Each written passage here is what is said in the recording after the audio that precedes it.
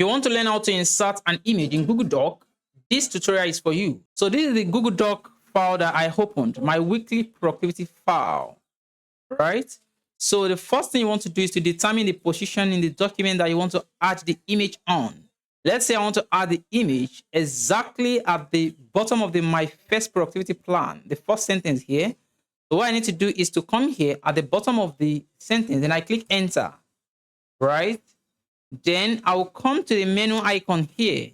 There is an insert image icon or property here. I will click on it and I can insert the image by a number of options or methods.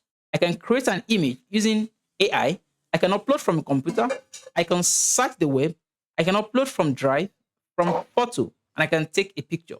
So, but for the purpose of this tutorial, I would click on upload from computer. So I would click on it. Once I click on it, it loads my computer and I can now select the image that I want. Right? And I will click open. And as you can see, it has loaded up. So this is the image. And this is how you can actually add an image to your document in Google Docs. So let's say I want to give this image a space. I want to add a space. It is too close to my weekly productivity plan.